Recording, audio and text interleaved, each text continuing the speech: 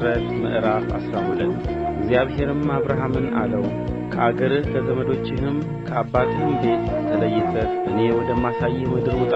ታላቅ ሕዝብም አደርግሃለሁ፣ እባርክሃለሁ፣ ስምህንም አከብረዋለሁ፣ ለበረከትም ሁን። የሚባርኩህንም እባርካለሁ፣ የሚረግሙህንም እረግማለሁ።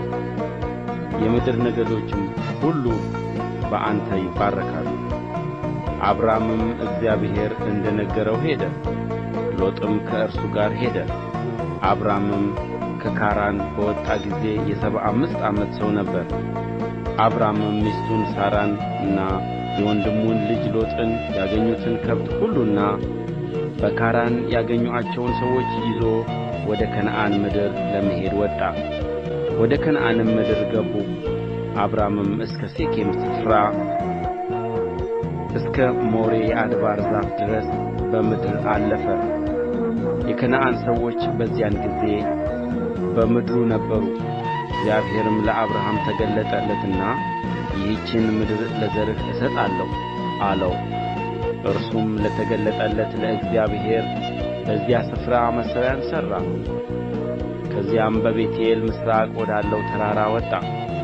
በዚያም ቤቴልን ወደ ምዕራብ፣ ጋይን ወደ ምሥራቅ አድርጎ ድንኳኑን ተከለ። በዚያም ለእግዚአብሔር መሠዊያን ሠራ፣ የእግዚአብሔርንም ስም ጠራ። አብራምም ከዚያ ተነሣ፣ እየተጓዘም ወደ አዜብ ሄደ። በምድርም ራብ ሆነ። አብራምም በዚያ በእንግድነት ይቀመጥ ዘንድ ወደ ግብፅ ወረደ፣ በምድር ራብ ጸንቶ ነበርና። ወደ ግብፅም ለመግባት በቀረበ ጊዜ ሚስቱን ሳራን እንዲህ አላት፣ አንቺ መልከ መልካም ሴት እንደሆንሽ እነሆ እኔ አውቃለሁ።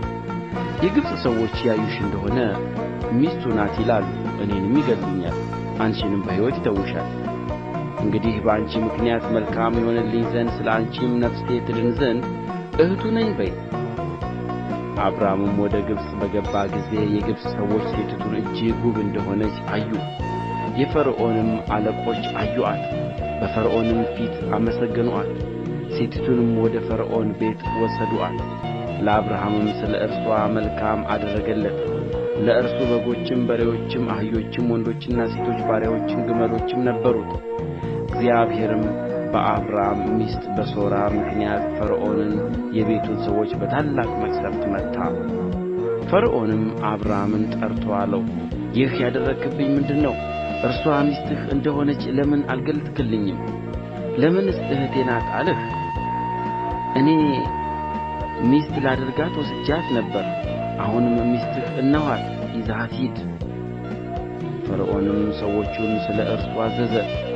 እርሱንም ሚስቱንም ከብቱንም ሁሉ ሸኙአቸው።